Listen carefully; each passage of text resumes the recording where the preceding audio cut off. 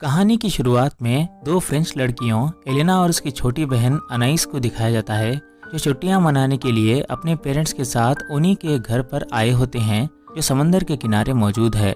घर पर मन ना लगने के कारण ये दोनों एक लंबी वॉक पर निकलते हैं, जहां इन दोनों के बीच अपने कुंवारेपन को लेकर कुछ बातें होती हैं।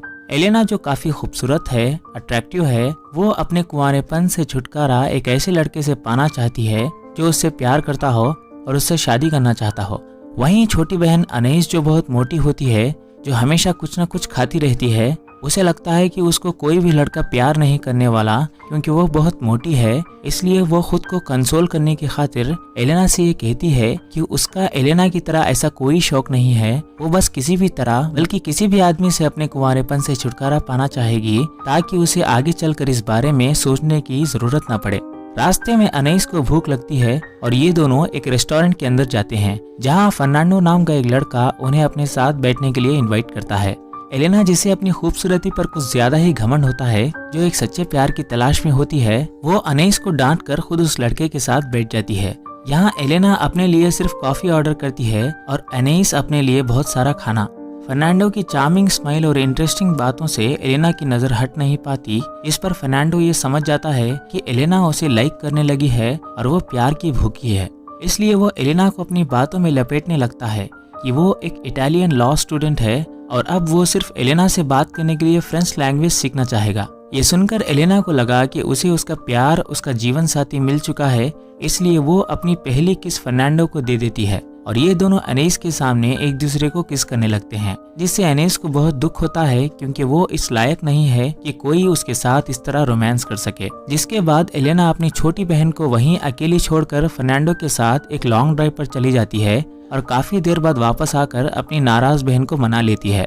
एलेना अगले दिन फर्नांडो को अपना नया दोस्त बताकर उसे अपने घर इनवाइट करती है, जहां एलेना के पिता को फर्नांडो ये बताता है कि वो एक लॉ स्टूडेंट है और एक बिजनेस लॉयर बनना चाहता है, पर उसके पापा की यह ख्वाहिश है कि वो इसकी शुरुआत कुछ साल मजलूम लोगों की मदद करके करे। ये सुनकर एलेना के पिता को लगा कि एलेना ने अपने लिए एक अच्छा दोस्त चुना है। तभी अनाइस बहुत सारा खाना लेकर उन्हें ज्वाइन करती है, जिस पर एलेना उससे ये कहती है कि तुम इतना सारा खाना खाकर सुअर जैसी होती जा रही हो, इसलिए तुमसे कोई दोस्ती नहीं करता। जिस पर एलेना की मॉम उसे फर्नांडो के सामने ही डांट कर ये कहती है कि इसमें अनाइस की कोई गलती नहीं है, बल्कि उसके हार्मोन्स की वजह से वो ऐसी हो चुकी है। दरअसल एलेना अपनी बहन को हर जगह ले जाने में शर्म महसूस करती है और वो घर से बाहर अकेले ही जाना चाहती है ताकि फर्नांडो के साथ वक्त बिता सके। उसी रात फर्नांडो चुपके से उस घर के चौकीदार को कुछ पैसे देकर एलेना के कमरे में घुस जाता है। एलेना उसे बताती है कि उन्हें धीरे बात करनी है क्योंकि उसकी छोटी बहन सो रही है। थोड़ी देर मस्ती करने के बाद एलेना उससे पूछती है कि तुम्हारी कितनी गर्लफ्रेंड्स रह चुकी हैं और उनमें से कितनों से तुम्हें प्यार हुआ और कितनों के साथ तुम सोए। फर्नांडो उसे बताता है कि मेरी कई सारी गर्लफ्रेंड्स रह चुकी हैं और जितने भी मिले उन सब के साथ मेरा अफेयर हुआ है और मैंने उनसे अफेयर इसलिए किया क्योंकि मैं मर्द हूँ, पर मुझे उनमें से किसी से प्यार नहीं हुआ। ये सुनकर एलेना उससे पूछती है कि क्या मैं भी तुम्हारे लिए उन लड़कियों की तरह हूँ, जिस पर फर्नांडो ये कहता है कि तुम मेरे लिए बहुत खास हो क्योंकि पहली बार मेरा सामना एक कुंवारी लड़की से हुआ है। तभी एलेना उससे पूछती है कि अगर मैं तुम्हें कुछ करने ना दूं तो क्या तब भी तुम मुझसे प्यार करोगे, जिस पर फर्नांडो हाँ कहता है और एलेना को ये यकीन हो जाता है कि फर्नांडो उससे सच्चा प्यार करता है। वहीं अनाइस को भी दिखाया जाता है, जो सोए बिना ही उनकी बातें सुनती रहती है। फर्नांडो के करीब आते ही एलेना उसे रोक कर ये कहती है कि मैं तुमसे प्यार करती हूँ, पर अभी मैं इस चीज के लिए तैयार नहीं हूँ और मुझे थोड़ा और वक्त चाहिए। जिस पर फर्नांडो उससे ये कहता है कि मैं कोई साधु नहीं हूँ जो इस वक्त अपने फीलिंग्स को त्याग कर दूं। मैं यहाँ तुम्हारे साथ प्यार बांटने के लिए आया हूँ और तुमने मुझे ये करने से रोक कर इस प्यार का मजाक बना दिया। क्या तुम चाहती हो कि मैं तुम्हारी जगह एक ऐसी लड़की के साथ संबंध बनाऊं जिससे मैं प्यार ही नहीं करता? अगर तुमने मुझे कुछ करने नहीं दिया तो मैं किसी और लड़की के साथ कर बैठूंगा। थोड़ी देर बाद एलेना उससे कहती है कि मैं तुमसे अपने प्यार की बात कर रही हूँ और तुम सिर्फ शारीरिक संबंध बनाने पर जुटे हो। जिस पर फर्नांडो इस बार मौके को ना गवाते हुए उससे ये कहता है कि मुझ पर कई सारी जिम्मेदारियां हैं, अपनी एजुकेशन पूरी करनी है, नौकरी भी पानी है और पेरिस आकर तुमसे शादी भी करनी है और तुम मेरे लिए सिर्फ इतना नहीं कर सकती। फर्नांडो के इन नेक इरादों को एलेना समझ तो लेती है, पर उसे डर है कि कहीं वो प्रेग्नेंट ना हो जाए। जिस पर फर्नांडो उससे ये कहता है कि अगर मैं पीछे का द्वार अपनाऊं तो तुम प्रेग्नेंट नहीं होगी, किसी को पता नहीं चलेगा। और अक्सर लड़कियां प्रेगनेंसी से बचने के लिए अपने बॉयफ्रेंड्स को ऐसे ही खुश करती हैं। यहाँ एलेना के अंदर एक डर बैठ चुका था कि कहीं फर्नांडो किसी और के साथ ना सोए, इसीलिए वो अपने प्यार को साबित करने के लिए फर्नांडो की बात मान लेती है और इसके लिए उसे बहुत दर्द सहना पड़ता है। और ये सब अनैस सुनती रहती है। जिसके बाद फर्नांडो उससे ये कहता है कि तुम्हें इस वक्त अजीब लग रहा होगा, मगर ये प्यार का प्रदर्शन है और इस इम्तिहान में तुम कामयाब हो चुकी हो। बेवकूफ एलेना अब फर्नांडो को अपना पति मानने लगी थी, इसलिए वो उसे सुबह तक रोक लेती है।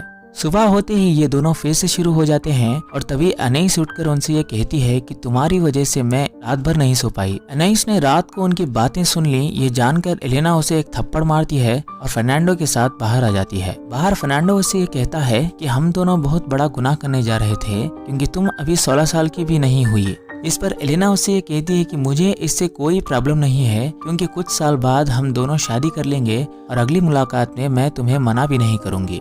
एलेना अपने पापा के कहने पर नाराज अनैस को मनाकर उसे घर के अंदर लेकर आती है और उसे अपने हाथों से खिलाती है। उन दोनों के पिता किसी अर्जेंट काम से फ्लाइट के जरिए वापस शहर चले जाते हैं और वेकेशन खत्म होने के बाद उन्हें कार में आने को कहते हैं। इसके बाद वो तीनों शॉपिंग के लिए जाते हैं, जहां उनकी मॉम एक स्कार्फ खरीदकर गले में डाल लेती है। पर इन दोनों बहनों के बीच एक जैसे कपड़ों को लेकर बहस हो जाती है और एलेना उससे ये कहती है कि तुम मेरी कॉपी करना छोड़ दो, क्योंकि तुम मेरे जैसे कपड़े पहन तो लोगी पर तुम्हारा फर्नांडो जैसा बॉयफ्रेंड कभी नहीं बनेगा। इसके बाद इन दोनों को फर्नांडो के साथ घूमते हुए दिखाया जाता है, जहां एक तरफ अनैस दुखी होकर एक समंदर के किनारे लेट जाती है और दूसरी तरफ एलेना अपने होने वाले पति फर्नांडो के साथ रोमांस कर रही होती है। समंदर के पानी में अनैस पूरी तरह भीग जाती है और एक जगह निर्वस्त्र होकर बैठ जाती है कि तभी एलेना अपने बॉयफ्रेंड के साथ खड़ी उसे घूर कर ये एहसास दिलाती है कि वो कितनी वैल्यूलेस है, कितनी पॉइंटलेस है। पर वो है तो उसकी बहन ही, इसलिए वो उससे ये कहती है कि भले ही हम एक दूसरे की बहन ना दिखती हों,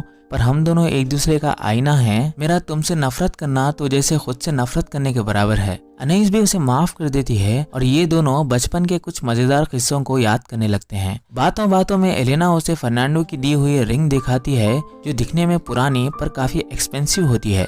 ये देखकर अनैस को जलन होती है और साथ ही साथ वो एलेना को ये वार्न करती है कि उसे इस तरह किसी की चीज एक्सेप्ट नहीं करनी चाहिए, वो भी इतनी महंगी। वो उसे ये कहती है कि उसे फर्नांडो सही नहीं लगता और कल को उसने धोखा दे दिया तो उसे बहुत तकलीफ होगी। जिस पर इन दोनों के बीच फिर से झगड़ा हो जाता है और अनैस अपने बेड पर चली जाती है। उसी रात एलेना पहली बार फर्नांडो के साथ इंटीमेट होकर अपने कुंवारेपन से छुटकारा पा लेती है और इधर अनैस साइलेंटली रोने लगती है, क्योंकि उसे अभी तक कोई लड़का नहीं मिला है। अगली सुबह बेल बजती है और दरवाजे पर फर्नांडो की मॉम होती है। वो चीखते चिल्लाते हुए एलेना की मॉम से ये कहती है कि फर्नांडो ने मेरी रिंग चुरा ली, जो फर्नांडो की नानी यानी मेरी मॉम ने मुझे दी थी, यानी वो एक खानदानी रिंग थी। पर एलेना वो रिंग ऐसे कैसे एक्सेप्ट कर सकती है, वो भी बिना किसी रिश्ते के। ये सुनकर एलेना की मॉम उसे समझाती है कि उसकी बेटी बिल्कुल भी ऐसी नहीं है। वो अनैस से कहती है कि वो एलेना को लेकर आए, पर अनैस कहती है कि वो एलेना की नौकर नहीं है। जिस पर उसकी मॉम उसे एक थप्पड़ मार कर ये कहती है कि तुम उसके आगे पीछे घूमती रहती हो और तुम्हें कैसे नहीं पता कि वो क्या करती रहती है। इसके बाद इन तीनों को कार में शहर की तरफ बढ़ते हुए दिखाया जाता है, जहां एलेना की मॉम उससे ये कहती है कि तुम्हारे पापा तुम्हारे कुछ टेस्ट करवाना चाहते हैं। जिस पर एलेना रोते हुए ये कहती है कि क्यों ना ये बात पुलिस को बता दी जाए और पेपर में भी डलवा दो, ताकि सबको ये पता चले कि मैं पहली लड़की नहीं हूँ जिसने ये कदम उठाया। क्या आपने कभी किसी के साथ अफेयर नहीं किया जो आप मेरे साथ ऐसे बर्ताव कर रही हो? जिस पर उसकी मॉम ये कहती है कि इस वक्त तुम्हारी जगह पर मैं नहीं हूँ, तुम अपने बारे में सोचो। तभी अनैस की तबीयत खराब हो जाती है और वो एक जगह उल्टी करने लगती है। एलेना को उसकी मॉम की बातों पर इतना गुस्सा आता है कि वो अनैस के सामने उसके मरने की दुआ करती है। जिसके बाद ये तीनों एक रेस्टोरेंट में खाना खाते हैं और अनैस फिर से कुछ खाने के लिए खरीद लेती है। जैसे जैसे शहर करीब आ रहा होता है, वैसे ही एलेना का डर बढ़ने लगता है। रात हो जाती है और एलेना की मॉम ड्राइविंग करके थक जाती है और एक जगह कार पार्क करके सो जाती है। वहीं एलेना फ्रेश होकर आती है और अनैस से ये कहती है कि फर्नांडो सच में एक धोखेबाज लड़का था। जिस पर अनैस ये कहती है कि तुम उसे याद मत करो, तुम्हें और तकलीफ होगी, क्योंकि अब तक वो तुम्हें भूल चुका होगा।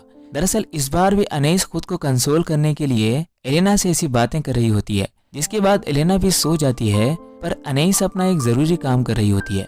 तभी एक अनजान आदमी आकर उस कार का आईना तोड़ देता है और एक हथौड़े से एलेना का सर फोड़ देता है और उसी स्कार्फ से उसकी मॉम का गला दबा देता है। पर अनाइस ये सब ऐसे देख रही होती है जैसे कि वो कोई फिल्म देख रही हो, पर डर के मारे उसका पेशाब निकलने लगता है, जिसके बाद वो कार के बाहर आकर उससे बचने की कोशिश करती है। पर वो आदमी उसे जंगल में ले जाता है और उसका रेप करने लगता है। पहले तो अनाइस उसे दूर करती है, फिर धीरे धीरे उसका साथ देने लगती है, क्योंकि अनाइस को किसी भी तरह अपने कुंवारेपन से छुटकारा पाना है। अगली सुबह पुलिस उसे जंगल से बाहर लेकर आती है, जहां अनाइस अपनी मरी हुई बहन को पुकार कर ये कहती रहती है कि उस आदमी ने मेरा रेप नहीं किया। और इसी के साथ इस कहानी का एंड हो जाता है। इस फिल्म में ये दिखाया गया है कि कभी कभी अनजाने में कही हुई बात भी सच हो जाती है। जैसे कि अनाइस ने कहानी की शुरुआत में ये कहा था कि उसे तो बस अपने कुंवारेपन से छुटकारा पाना है, चाहे वो किसी के जरिए भी हो, और होता भी उसके साथ ऐसा ही है।